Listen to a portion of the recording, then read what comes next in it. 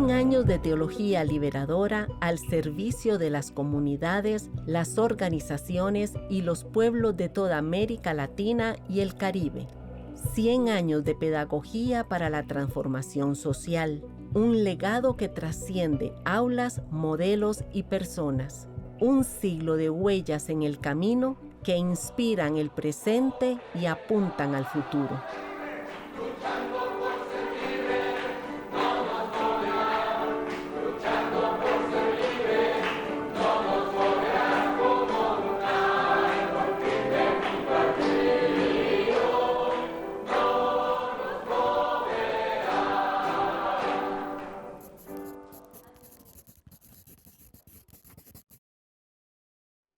La misión y visión del SBL y de la VL siempre ha tenido presente el compromiso social, es decir, el compromiso con la transformación de realidades de muerte. Ha sido siempre una polifonía de personas, de culturas, de trasfondos eclesiales, de experiencias de vida. Siempre quiso ser histórica, situarse históricamente y evolucionar según los acontecimientos que la apelaban. La VL ha pasado por una evolución como toda institución y como toda la realidad histórica. Una institución a la cual yo le debo muchísimo. Mi formación, mi apertura a nuevas ideas, a nuevos pensamientos, mi posición autocrítica, se la debo al seminario bíblico, se la debo a la universidad bíblica. El proyecto educativo del Instituto, el Seminario y la Universidad Bíblica Latinoamericana dejaría entrever ya desde sus inicios, con la Escuela de Capacitación de Obreras, un horizonte teológico alternativo, una vocación inclusiva, ecuménica y latinoamericana. Ha pasado por tres, momentos institucionales, llamaría yo. El primer momento fue la fundación, por allá por los años 20, 23, del Instituto Bíblico Latinoamericano. Posteriormente, tal vez por los años 30 o 40, pasó a ser seminario bíblico hasta el año 95, que se convirtió en la VL. Uno de los pilares fundamentales de lo que podríamos llamar la filosofía del seminario bíblico de la Universidad Bíblica es la convicción profunda de que los cambios en la persona, en la sociedad, en la cultura, son promovidos y propiciados por la educación.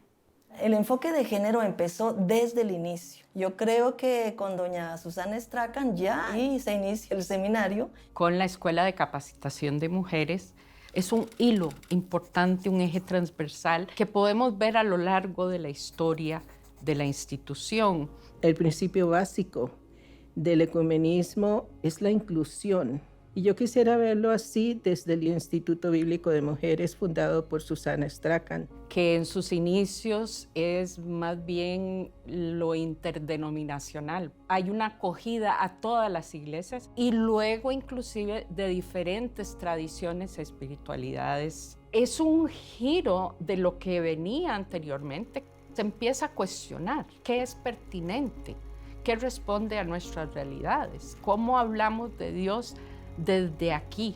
La teología de la institución es una teología marcada por lo latinoamericano.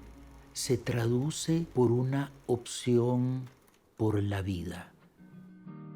A partir de los años 60, los y las estudiantes aportarían nuevas inquietudes a la reflexión teológica. La realidad de América Latina se imponía como tema central. El empobrecimiento de las mayorías, las dictaduras y la represión política, los movimientos revolucionarios, el diálogo que despertó el Concilio Vaticano II. A la luz de ese contexto, la institución profundizó en su vocación e identidad, una búsqueda que llevaría a la autonomía y la latinoamericanización. Una pedagogía para la transformación social impulsada por la teología de la liberación. La institución tomó un rumbo en los años 70 de independizarse de una casa matriz como tal y asumió su propio camino. Entonces se tomó la decisión de que la institución fuera latinoamericana, dirigida por los latinoamericanos, con profesores latinoamericanos. Ahí se empezó a introducir en las aulas la hermenéutica bíblica. Claves, decíamos, latinoamericanas. La teología de la UVL en las últimas décadas, desde los años finales de los 60, principios de los 70, ha estado marcada por la teología de la liberación.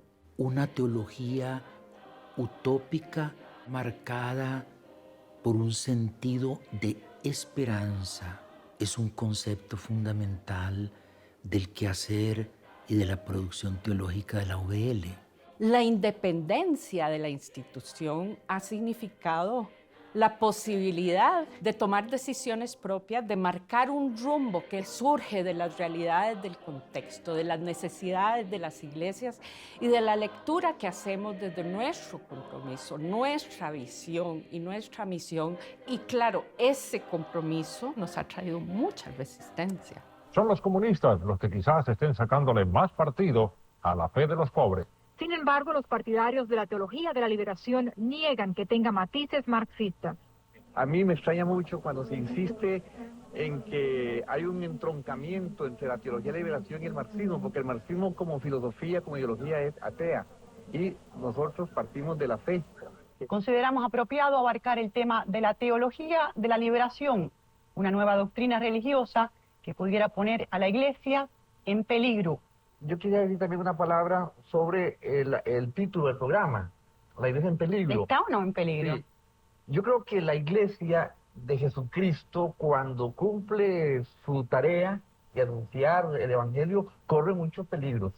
Hubo un periodo en donde nosotros tuvimos carros de seguridad del Estado que se parqueaban en la entrada del seminario bíblico. Yo recuerdo bien cuando nos llamaban de emergencia estudiantes que habían sido detenidos por pertenecer a una institución que era, como se decía, simpatizante con los movimientos revolucionarios. Una característica que ha aportado a que la UVL pueda responder es el compromiso con esas realidades y decir, vamos a involucrarnos, vamos a abrirnos a escuchar.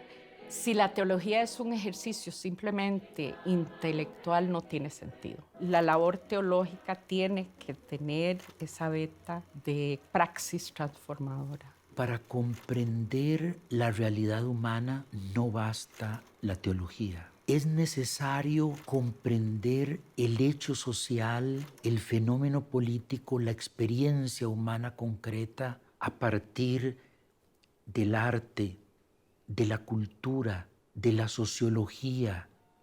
En los 80 se acuñó el término género. O sea, era un enfoque absolutamente social. Y las profesoras biblistas empezaron a leer la Biblia de las mujeres. Ahí hubo una ruptura importante en el perfil estudiantil. Cuando yo vine a estudiar en 1969, las mujeres no podíamos estudiar a nivel académico en un seminario, solo los varones. Desde el 76, yo me acuerdo que ya con doña Irene Fox, la profesora, ya había un curso de mujer y Biblia. Este impulso se va desarrollando con esta preocupación y este énfasis en la lectura bíblica en perspectiva de género, haciendo teología sobre lo particular de su realidad. Y por supuesto, con la campaña del 1.000.000 de mujeres se construye el campus de la universidad, pero más allá de eso se da a conocer el compromiso y la vocación de esta casa de estudios por incluir a las mujeres como sujetos de la educación teológica.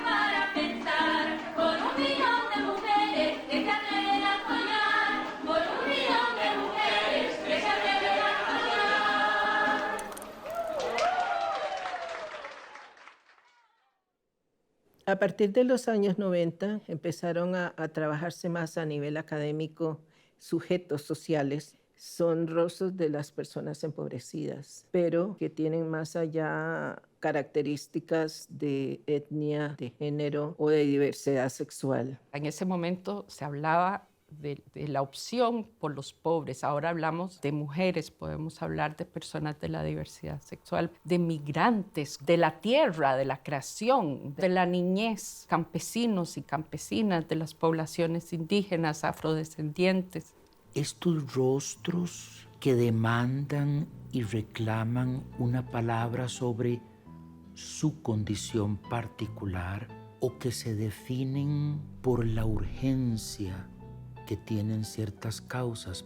Es importantísimo que un estudiante de teología conozca teorías de género, porque yo creo esta es una preocupación que no es solo de mujeres, es una preocupación de toda la humanidad. Nuestro compromiso es claro en este momento y creo que eso es producto de esos años de reflexión desde la perspectiva de género, desde las teologías feministas, que no solo son para pensar a las mujeres, sino para pensar qué significa ser personas en esta sociedad, ¿verdad? A lo largo de los años, el instituto, el seminario y la universidad trabajaron en pos de una democratización de la educación, buscar maneras de llevar una formación teológica de calidad a toda América Latina y el Caribe. Para eso se ensayaron distintos modelos pedagógicos y programas educativos populares y académicos, apoyados por una red de instituciones locales, regionales e internacionales. Casi desde los inicios, desde los años 40, podemos ver ya evidencia de los cursos por correspondencia. Había conciencia de que hay personas que quieren formarse, que están en sus países. Y mediados de los 70, las clases en el seminario bíblico dejaron de ser clases expositivas para incorporar un elemento dialógico. Se planteaban problemas concretos y se suponía que los contenidos teóricos debían de alumbrar o de facilitar la discusión de esas temáticas. El viejo esquema de la educación que mandaba a estudiantes a los seminarios a estudiar por 3 o 4 años, hubo un momento que entró en crisis.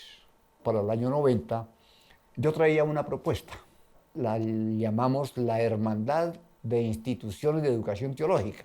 Teníamos que ir in situ a los países, a las iglesias.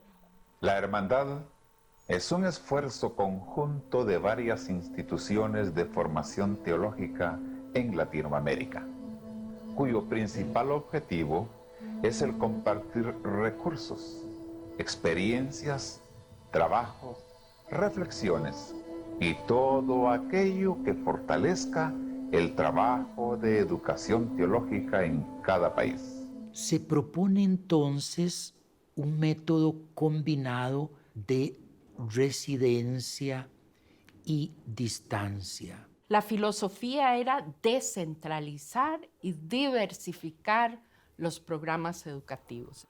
Por las mismas exigencias del Ministerio de Educación de Costa Rica, el modelo de hermandad no pudo continuar y fue necesario reinventarnos y repensar nuestra vocación latinoamericana de otra manera. Ahí se apuesta por el camino hacia la virtualidad y creo que vendrán otros. Podríamos decir que la virtualidad podría sustituir en gran parte ese trabajo que se hacía a nivel local, pero ojalá no se perdiera la vivencia ecuménica e internacional de los estudiantes aquí en Costa Rica.